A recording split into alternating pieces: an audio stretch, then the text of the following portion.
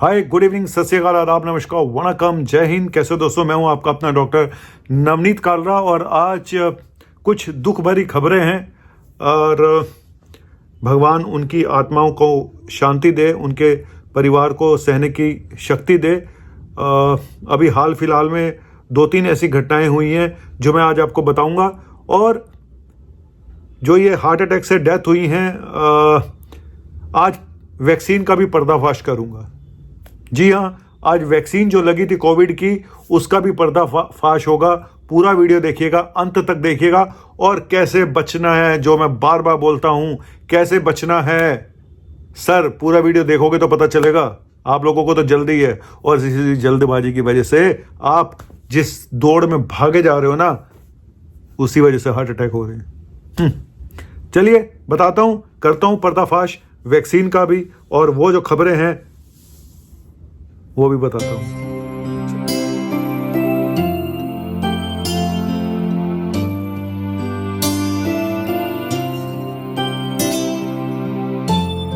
हाय दोस्तों, आज मैं आपको हार्ट अटैक इतने ज़्यादा हो रहे हैं और इतने यंग पेशेंट्स में हो रहे हैं, मिडिल एज में हो रहे हैं, कभी सुने नहीं थे।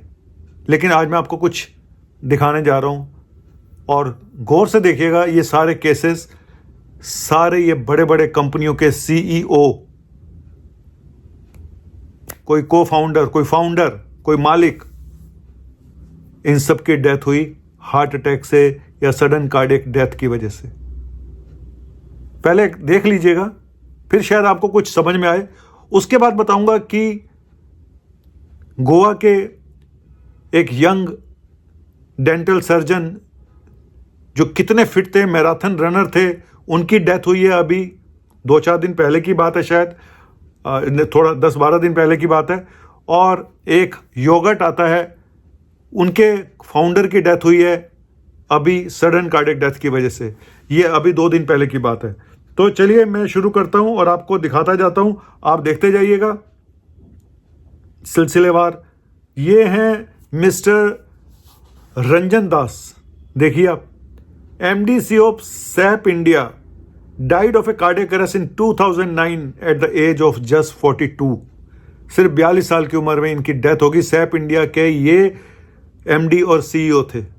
2009 में डेथ हुई है। ये ध्यान देते रहना जो मैं बता रहा हूं। और इनको बोलते थे रूडी। 46 साल की उम्र में डेथ हुई। Rudra Tej Singh, president and CEO of BMW India, died of cardiac arrest on the April 2020। याद रखिएगा, ये सन याद रखने बहुत जरूरी हैं, क्योंकि जो मैं आज आगे बातें बताऊंगा तो शायद आपके कानों से कुछ मैल निकल जाए, आंखों से पर्दा हट जाए। ठीक है। Grabhouse founder Pankhuri Srivastava heart attack से मरी हैं। इनकी डेथ हुई है दिसंबर 24, 2021 में, सिर्फ 32 साल की उम्र में। शक्ल देखिए इनकी, कहीं से लगता है आपको कि ये जाने लायक उम्र थी इनकी।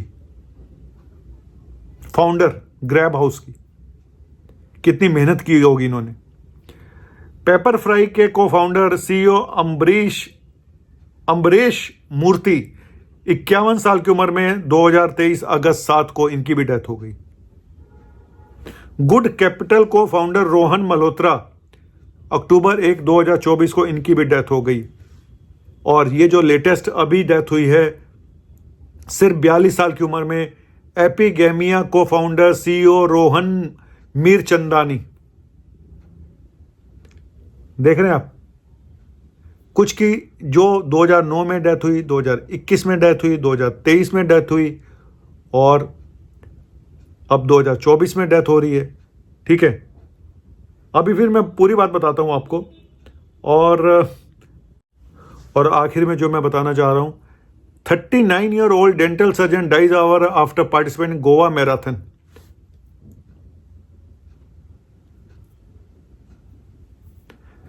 ये गोवा के बहुत मशहूर डेंटल सर्जन थे। 3 घंटे की मैराथन, ये मैराथन में दौड़ लगाते थे। आप सोचिए कितनी फिटनेस रही होगी। 3 घंटे बाद इनको कुछ एसिडिटी हुई, ये डॉक्टर के पास गए, इनके बाजू में भी दर्द था, तो डॉक्टरों ने कहा कि कुछ नहीं है, शायद कुछ टेस्ट वेस्ट किया होगा ईसीजी वगैरह, और बोल दिया नॉर्मल है, और घर जाके इनको मैसिव कार्डियक अरेस्ट होता है, हार्ट अटैक आता है और इनकी डेथ हो जाती है। गलती पहले हुई डॉक्टरों से जिन्होंने इनको फिट घोषित कर दिया। सारी बातों में मैं आज आने वाला हूं। मैंने एग्जाम्पल आपको दिए, 2009 का भी दिया, 2021 का भी दिया, 2020 का भी दिया। तब तो कोई कोविड नहीं आया था, तब तो कोई वैक्सीन नहीं थी, फिर भी डेथ हुई। आप तो वैक्सीन को दोष देते रहते हो।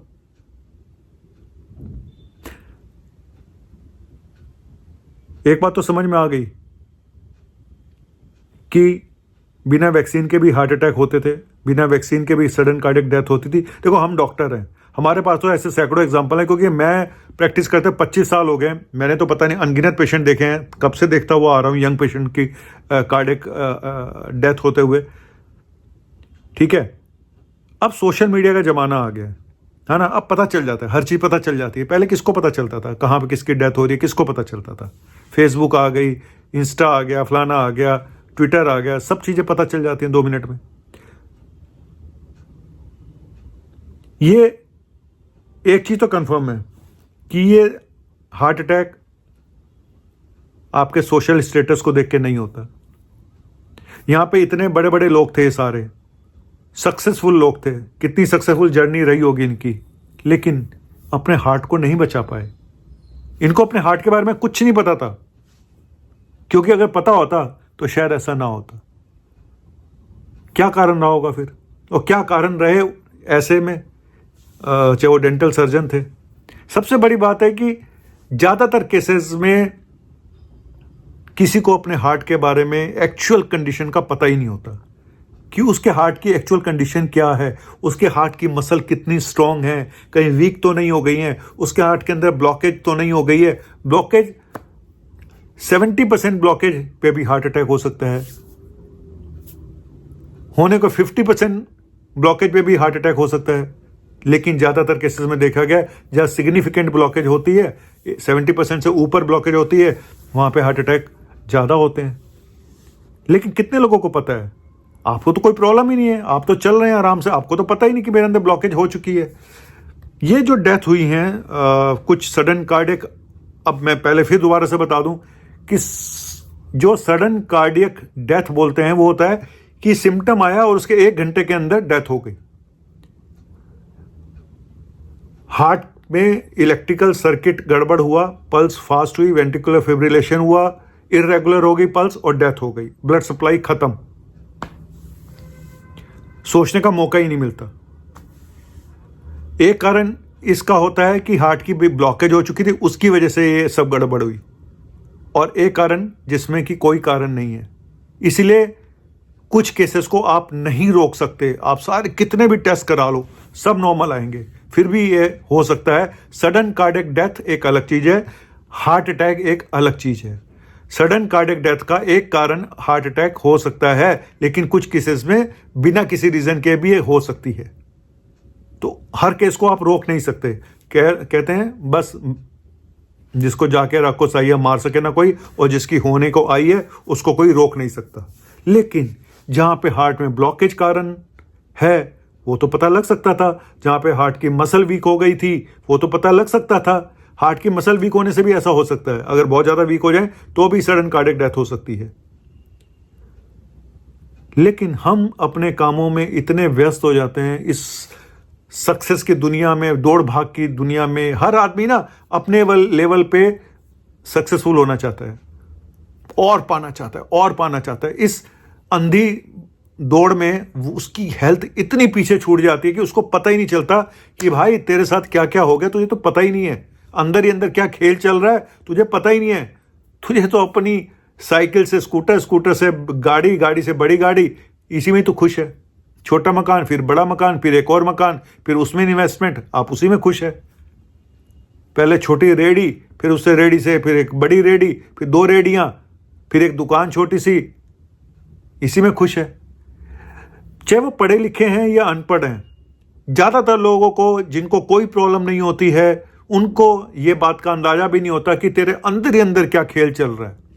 हम लोग कई बार रूटीन टेस्ट करा के बड़े खुश हो जाते हैं, जी ब्लड टेस्ट सारे नॉर्मल हैं, मेरा तो लिपिड प्रोफाइल भी नॉर्मल है। सर बिना लिपिड प्रोफाइल के भी हो सकता है। बताया ना, हार्ट की मसल वीक हो गई तो उसमें कोलेस्ट्रॉल क्या करेगा, तो मसल ही वीक होगी। और ऐसा भी देखा गया है कि नॉर्मल लिपिड प्रोफाइल होने पे भी हार्ट अटैक हो सकते हैं।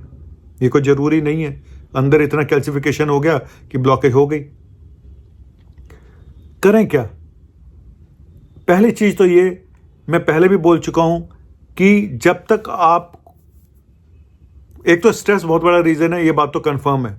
दूसरा, घर बैठ के काम करना, वर्क फ्रॉम होम, बाहर का खाना पीना, ये मैं पहले कितने वीडियोस में बता चुका हूं, मैं आज इस पे तो नहीं जाऊंगा। रीजन तो बहुत सारे हैं और रीजन ये और बढ़ेंगे। अब एक शो ऑफ का जमाना भी है, पार्टी देने का जमाना भी है, वीकेंड का जमाना है ना। तो ये सब पहले इतना नहीं होता था। पहले एक बर्थडे मनाना होता था ना, तो हमारी माँ घर में हलवा बना देती थी सुबह कि बेटा ये हलवा खा ले, आज तेरा बर्थडे है। ज़्यादा से ज़्यादा एक कोई गोल पे टिक्की खा लेता था मंगा के, बस हो गया, घर में बैठ के हो गया, वो भी नहीं होता था। लेकिन अब बाहर जाना है, खाना है, पीना है, दारू पीनी है, सब कुछ करना है, सुट्टे भी मारने हैं, तो जिंदगी बदल रही है, सब कुछ बदल रहा है। मैं इस पे नहीं जाऊंगा। करना क्या है सर?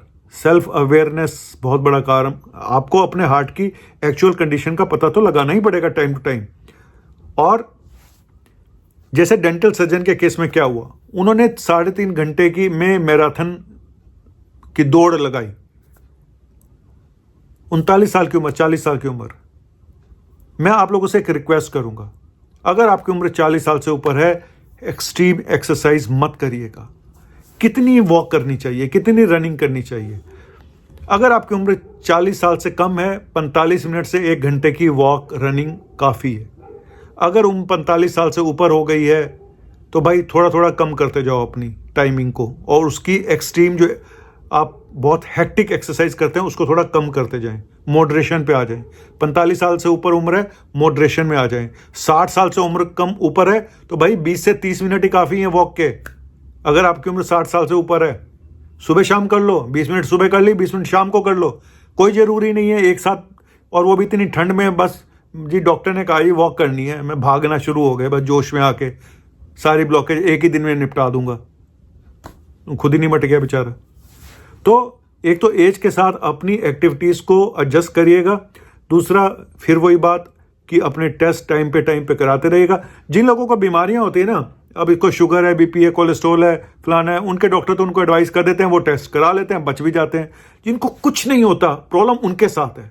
जिनको कुछ भी नहीं है, अब उनको जीन्स में मिल गया, जेनेटिक मिल गया, कार्डियोमायोपैथी, उनको हार्ट की मसल वीक है क्योंकि वो जेनेटिक्स में मिला हुआ हाइपरट्रोफिक कार्डियोमायोपैथी है, लेकिन आपको पता ही नहीं है, आपने टेस्ट ही कभी नहीं कराया।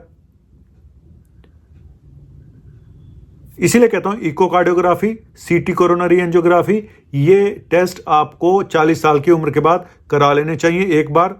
और पर्टिकुलरली अगर शुगर, बीपी, कोलेस्ट्रॉल है, स्मोकर्स हो, वजन ज़्यादा है, फैमिली हिस्ट्री है, तो एक बार सीटी कोरोनरी एंजियोग्राफी कराने के बाद 5 साल बाद दोबारा कराइएगा। हर 5 साल में बाद रिपीट कराइएगा। और अगर कुछ नहीं है तो 10 साल बाद रिपीट करा के देख लो, अगर कोई बीमारी नहीं है तो। मैंने भी अपनी कराई थी, मुझे लगता है मेरा भी टाइम आने वाला है दोबारा कराने का।